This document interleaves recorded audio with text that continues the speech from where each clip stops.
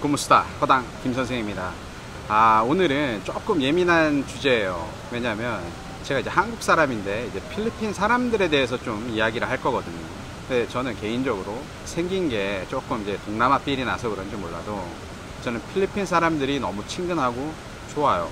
그런데 이제 많은 한국 사람들이 이제 필리핀에 와서 필리핀 사람들이 이제 직접 겪어보고 필리핀 사람들은 친구로 지내기에는 너무나 좋은데 비즈니스나 이제 일하는 관계로 만나면 너무 피곤하다고 말을 해요. 좀 막말로 좀 게으르고 뭐 거짓말도 잘하고 남의 물건에 이제 손도 좀 잘 대고 그렇다라고 이제 지적을 하는데 비즈니스 관계라고 말하면 뭐 한국 분들이 이제 필리핀에 오셔서 뭐 직장에 이제 들어가는 게 아니라 대부분 이제 사업을 하시니까 이제 사장과 이제 직원 관계 요 부분에서 이제 지적을 하시는 것 같아요. 저도 사실 이 부분에 대해서는 좀 어느 정도 공감을 하고 있어요. 왜냐하면 어디를 가나 이런 사람들이 있거든요.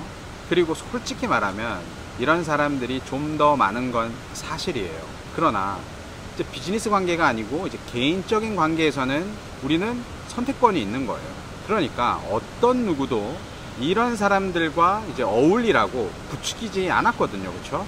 게으르고 거짓말 잘하고 이제 남의 물건에 이제 손을 잘 대는 사람은 안 만나면 되는 거예요.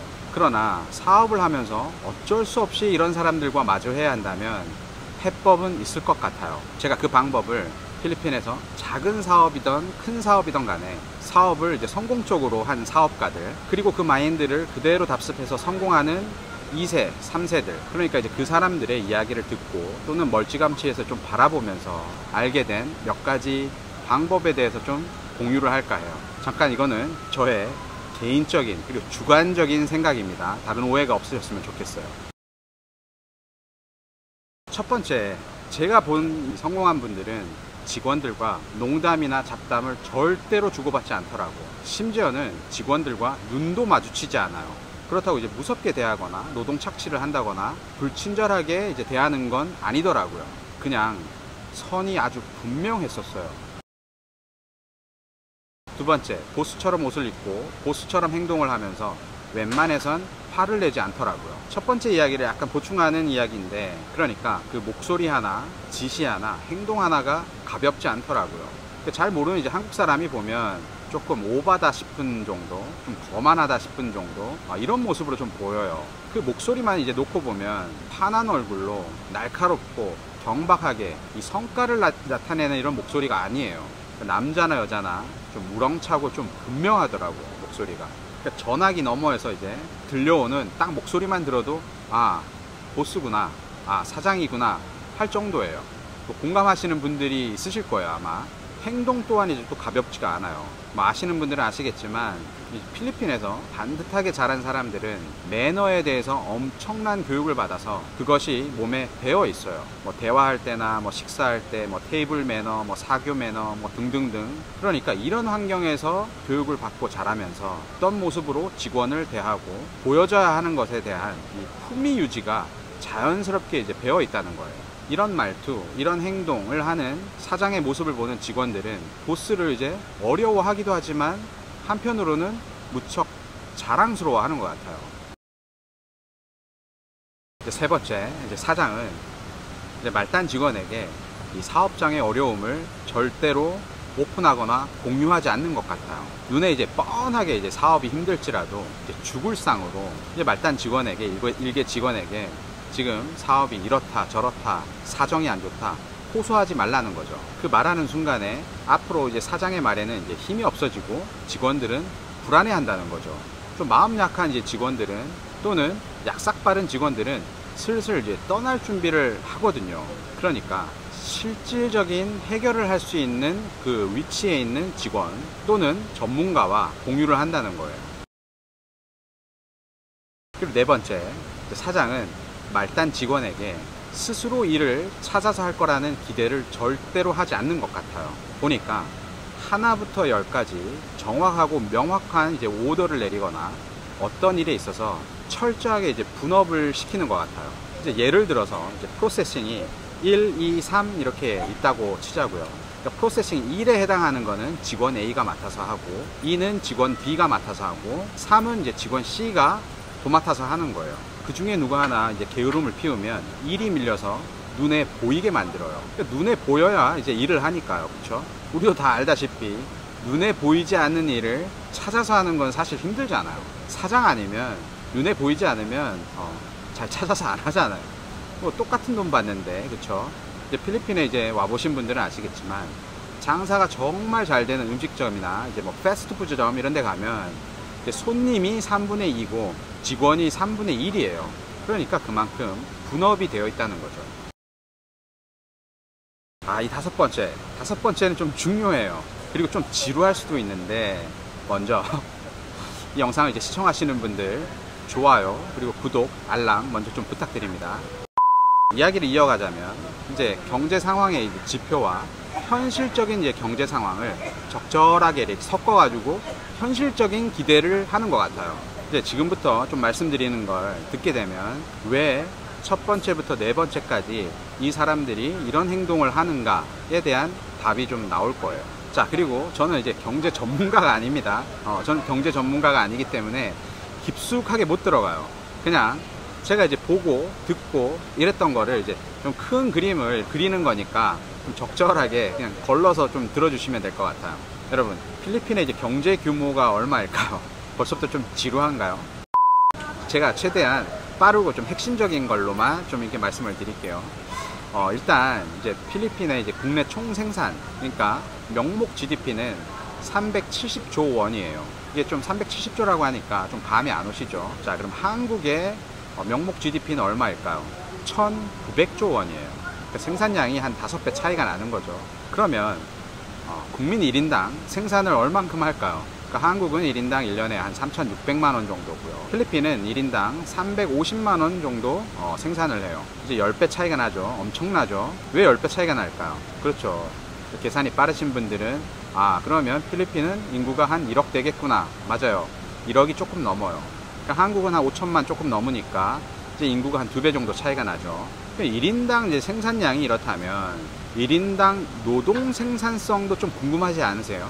이제 노동 생산성은 그러니까 1인당 GDP에다가 이제 총 투입된 노동시간 또는 총 근로자 수를 이제 나누면 노동 생산성 이 값이 나오는데, 한국인 한 명이 1시간 노동할 때 노동 생산성은 약 31,000원 정도예요. 그리고 필리핀은 사실 이제 산업 섹터별로 좀 차이가 좀 많이 커요. 그러다 보니까 좀 통계 수치를 좀 찾아보니까 이제 섹터별로는 나와 있는데 이제 평균은 없더라고요. 뭐 이야기를 하면서 이제 들은 이야기는 있는데 정확한 이제 수치를 찾아서 이제 보여드릴 수 있는 방법이 없는 관계로 그냥 인구가 이제 2배니까 그냥 최소 한 10배 이상으로 좀 잡을게요. 그러면 한 최소 10배로 잡아도, 그러니까 1시간 정도 일을 하면 뭐 약 한 3,000원 정도, 사실 그거보다 더 적겠죠.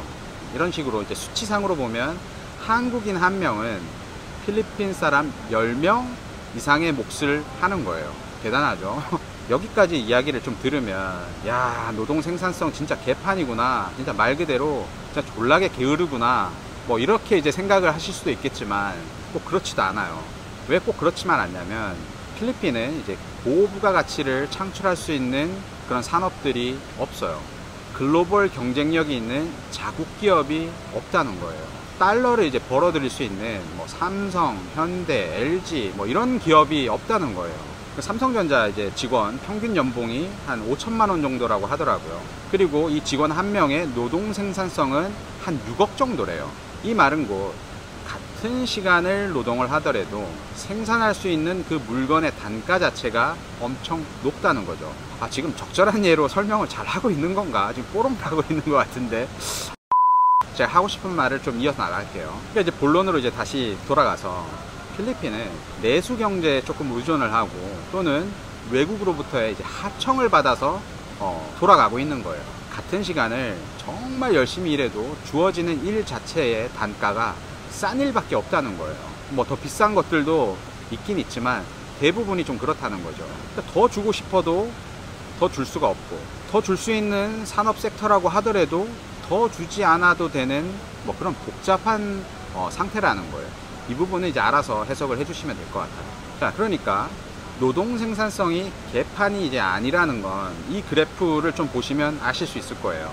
이 그래프는 2001년도를 이제 100으로 잡고 만들어진 이 그래프예요. 노동 생산성이 파란 선, 평균 임금이 이제 녹색 선이고 최저 임금이 빨간 선이에요. 보시면 계속 오르고 있는 노동 생산성 그래프를 못 쫓아가고 있죠. 그러니까 노동 생산성에 비해 임금 불균형이 있다는 거예요. 제가 이 영상을 이제 준비하면서 또 이런 사실을 또 다시 한번 이제 재확인을 하면서 좀 소름이 돋아요. 만약에 지금 이 시간에도 국제시장에서 이제 맞다이 까고 있는 우리 한국의 대기업, 그 밑으로 이제 글로벌 경쟁력이 있는 중소기업, 이런 기업 육성 정책을 우리나라가 육성 안 했으면 진짜 우리 한국도 진짜 큰일 날 뻔한 거예요. 그러니까 다시 이제 종합해 보면 이제 필리핀은 생산 단가 자체가 싼 고만고만한 월급에 비숙련 일자리가 넘치고 관리직은 이제 적을 수밖에 없는 구조. 노동 생산성은 이렇게 오르고 있지만 그 밑으로 임금이 이제 쫓아가지 못하는 구조. 이런 구조에 갇혀서 1960년대부터 지금까지 한 60년을 지속하면서 사람들이 익숙해진 거예요. 그렇다면 1년에 이제 350만 원 정도 버는 이제 필리핀 사람들의 삶은 불행하느냐? 어떨 것 같으세요? 물론 이제 수치로 나타나는 부분과 이제 현실 경제는 조금 다를 수가 있죠. 그렇지만 제가 이제 말씀을 드리는 부분은 이 수치상의 부분이니까 이 부분을 좀 알아두자는 거예요. 이제 한국 1인당 총소득 GNI를 보면 한국은 1인당 1년에 평균 한 3,500만 원 정도 소득이고, 또 이 3,500만 원 이 소득으로 실제적으로는 4,400만 원 정도 쓰는 느낌으로 살아요. 또 필리핀은 1년에 350만 원 정도를 벌지만 1,100만 원 정도를 쓰는 느낌으로 산다는 거예요. 쉽게 말해 필리핀 사람들은 적게 벌지만 실제로는 한 3배 정도 더 쓰는 느낌으로 산다는 거예요. 그러니까 만족도가 조금 높을 수가 있는 거예요. 근데 요거는 이제 PPP GNI를 보면 이런 수치가 나와 있죠. 그러니까 350만 원, 그러니까 한국은 한 3,500만 원을 벌고 그러니까 한 4,400만 원 정도 쓰는 느낌으로 사는 거고, 이제 필리핀은 1년에 한 350만 원 정도를 벌지만 이 돈으로 한 1,100만 원 쓰는 느낌으로 산다는 거예요. 그러니까 이 PPP에 대해서는 구글로 좀 검색을 해보시면 자세하게 좀 안내가 되어 있어요. 자, 이런 식으로 이제 수치상의 이제 경제 상황, 그리고 현실적인 겪어보면서 겪는 이 상황, 이런 것들을 종합적으로 잘 믹스를 해서 이 사람들을 바라본다는 거예요. 이제 한국에서 한 150만 원 정도 지급을 하면서 직원을 한 명 쓰고, 이게 사장은 한 300만 원 정도 벌어가는 그런 아이템과 시스템이었다면, 필리핀에서도 최소 30만 원 직원 5명 이상을 써서 사장이 300만 원 집에 가져가는 이제 구조가 되어야 한다는 거예요. 이제 여기서 이제 문제가 발생을 하는 거예요. 이제 한 명 직원을 관리하는 것과 5명 이상을 관리하는 것에서 오는 이 관리 능력의 문제. 그렇기 때문에 이 현지 사람들도 똑같이 이 부분에 대한 어려움이 있다는 거예요. 그래서 첫 번째부터 네 번째까지 왜 그렇게 행동을 하는지에 대한 이유가 되는 거죠. 지금 제가 설명을 잘 드리고 있나요? 좀 예민한 발언이 될 수 있기 때문에 최대한 이제 조심스럽게 말하느라고, 그렇지만 핵심은 이거니까 좀 찰떡같이 좀 이해를 해주셨으면 좋겠어요. 지금 녹화가 조금 길어지다 보니까 벌써 이제 밤이 됐네요, 지금.